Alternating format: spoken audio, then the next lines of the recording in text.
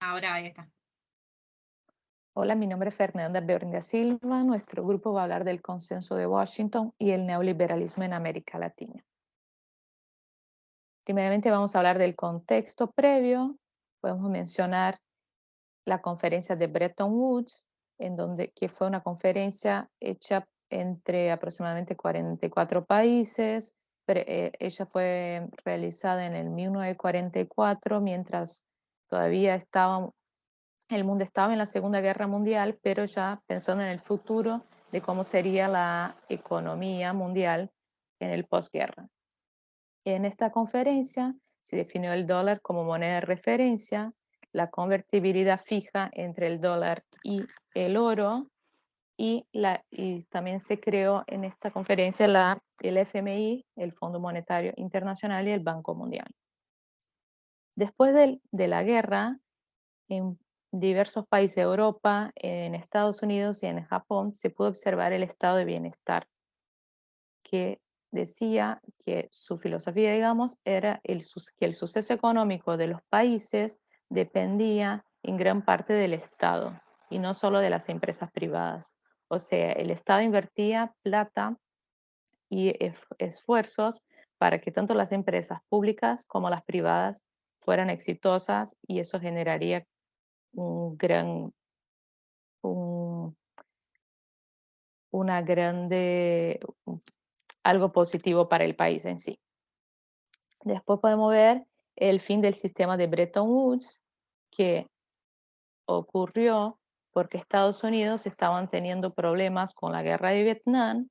Su moneda tuvieron que imprimir, como generar más moneda, y con eso, eso generó en su sistema una inflación. Entonces comenzaron a ser presionados por otros países y terminaron por suspender la convertibilidad del oro con el dólar. Y eso acabó generando un aumento de la volatilidad financiera internacional. Después podemos mencionar también la crisis del petróleo, que los países de la OPEP decidieron tomar el control de la exportación del petróleo, del consumo del petróleo mundial, y eso generó decidieron subir el precio, y también suspendieron la exportación a países que habían apoyado a Israel en una guerra contra esos mismos países de la OPEP. Después vemos el endeudamiento de los países de Latinoamérica, que fueron realizados a través de los petrodólares, que eran la ganancia que los países de la OPEP tenían por la venta del petróleo. Esa plata la convirtieron en préstamos a los países de Latinoamérica. Estos préstamos fueron intermediados por bancos de Europa, de Estados Unidos y de Japón. Después, ahora podemos ver las causas del proceso, que fueron la razón por la que Latinoamérica decidió empezar a utilizar del consenso de Washington y adoptar el neoliberalismo. Eso se debió a la crisis de los países latinoamericanos debido a la deuda externa. Esa misma deuda externa fue lo que generó el desempleo, la hiperinflación y la caída del PIB en los países de Latinoamérica. ¿Listo? Ujú. Bueno, mi nombre es Valentina Castro Expósito y yo voy a exponer sobre el desarrollo del proceso. El neoliberalismo surge como una contraposición a lo que es el sistema del proteccionismo, en el cual se buscaba imponer aranceles a las exportaciones e importaciones para desarrollar el mercado interno, y además el Estado intervenía mucho en lo que era la materia económica y social. El neoliberalismo, en contraparte, tiene sus características en la privatización con el fin de disminuir los gastos públicos y de esta manera poder generar una reducción del déficit fiscal. A su vez, eliminar los masivos controles que el Estado ejercía sobre los flujos comerciales y financieros, y también desarrollar el comercio internacional y las relaciones con otros países. El Consenso de Washington sucede en 1989 y es denominado de esta forma por el economista John Williamson. El consenso es un conjunto de medidas de política económica que tuvo como propósito ayudar a países de Latinoamérica a recuperarse de la crisis de los años 80. Este consenso estuvo conformado por el Departamento del Tesoro de Estados Unidos, el Fondo Monetario Internacional y el Banco Mundial. Durante este consenso se desarrollaron 10 medidas conocidas como el Decálogo, que incluye en la primera de ellas la disciplina fiscal. La propuesta de esta medida es reducir el Estado hacia su mínima expresión para poder lograr reducir el gasto público y de esta manera evitar los déficits fiscales. En segundo término, la reordenación de las prioridades del gasto público, es decir, eliminar subsidios y subvenciones y poder utilizar esos recursos para aspectos más necesarios como la educación, la salud y la infraestructura. En tercer lugar, lo que buscaban estas medidas era la reforma fiscal, que consistía en aumentar los ingresos fiscales mediante el logro de una mayor recaudación tributaria. En cuarto lugar, proponen la liberalización financiera, que está relacionado con la tasa de interés. Este punto incluye dos principios. Por un lado, un principio sostiene que el tipo de interés debe ser determinado por el mercado, a fin de evitar una mala asignación de recursos que algunos burócratas provocaban según sus criterios arbitrarios. Por otro lado, el segundo principio establece que el tipo de interés debe ser positivo para poder motivar y estimular las inversiones y evitar la fuga de capitales. En quinto lugar, se establece que debe haber un tipo de cambio competitivo, ya que este es necesario para poder promover la tasa de crecimiento de las exportaciones y de esta manera aumentar el ritmo que lleva la macroeconomía del país. En sexto lugar, lo que se proponía era la liberalización del comercio, es decir, liberar a las importaciones de insumos de los aranceles que les eran impuestos y de esta manera también ofrecerles a los exportadores ciertos descuentos o reintegración de algunos aranceles que se les cobraba sobre esos productos. Luego propone la liberalización de la inversión extranjera directa. Esto quiere decir que se promueva la participación de otros países para no solamente atraer capital, sino también atraer nuevas tecnologías, conocimientos y experiencia. Dentro de este punto existen dos enfoques.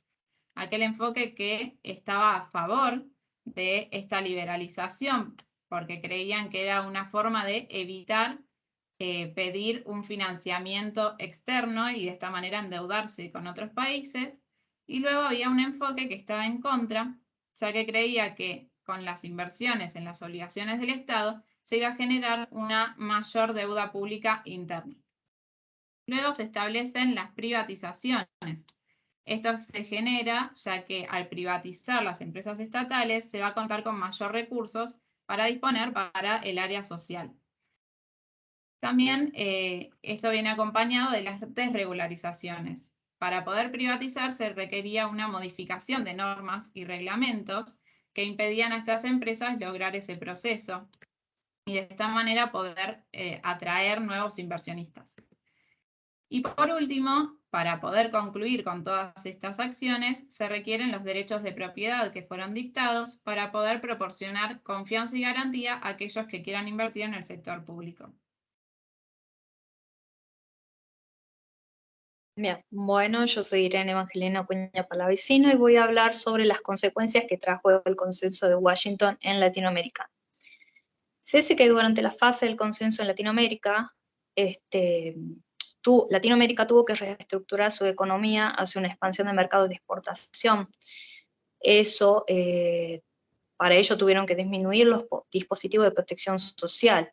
Esta nueva reforma surgió para dar resolución también a los movimientos populares y étnicos que todavía no podían ser incluidos en el anterior modelo económico. América Latina, tras los efectos radicales que tuvo por adquirir el nuevo consenso, le produjo la expansión de la educación, la transformación de los paisajes urbanos. Hubo una revolución en las comunicaciones, lo que cambió también la manera del consumismo de la población. Se expandió el mercado laboral con el ingreso de las mujeres, por lo cual trajo aparejado el tema de la transformación de los estereotipos de familias.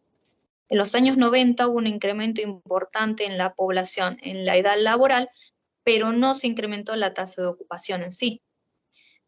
Esta promesa del nuevo neoliberalismo fracasó, ya que en las nuevas incorporaciones predominantes de las mujeres, estas mismas no tenían menor experiencia laboral, y los sindicatos más se dirigían hacia el público masculino, por lo que se encontraban las mujeres en una situación más desventajosa para negociar las condiciones de trabajo y contratación.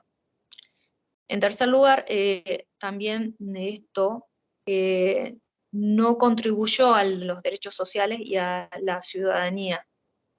En los años 90, esta nueva formación de capital humano tuvo acceso a la educación. Ejemplos, para el año 2005, la tasa de alfabetización en Latinoamérica aumentó a un 95,8%. A pesar de estos avances políticos que hubo en toda Latinoamérica en las décadas de los 80 y el 90, siguieron habiendo niveles de desigualdad y pobreza que durante esas 2 décadas de democracia no pudo resolverse. El neoliberalismo falló también por su incapacidad de lograr un crecimiento sostenido, la distribución de las riquezas y la incorporación hacia los mercados exportadores. También fue incapaz de estructurar la inclusión política mediante políticas que sincronicen con expectativas colectivas y las necesidades individuales. Con la crisis del consenso de Washington surge con mayor fuerza los partidos de izquierda, y estos, al ser nuevamente adoptados por la población, surgen para producir una igualdad de derechos y acceso garantizado de protección y promoción social. Este nuevo giro que adopta de toda la población crea un intento de frenar la crisis entre desigualdades persistentes, ayudar más a los estados superficiales, una apertura económica, modernización conservadora y democracia electoral. Lo cual, aún así, por más que en muchos países está a la izquierda, no siguen disminuyendo la pobreza y las desigualdades. Hay mucho quiebre entre las clases sociales en el día de hoy. Por lo tanto, llevamos a la conclusión de que para que a un nivel global Latinoamérica pueda mejorar su sistema económico, debe realizar una mejor planificación estratégica a largo plazo y no cortoplacista como se viene realizando hasta el día de hoy.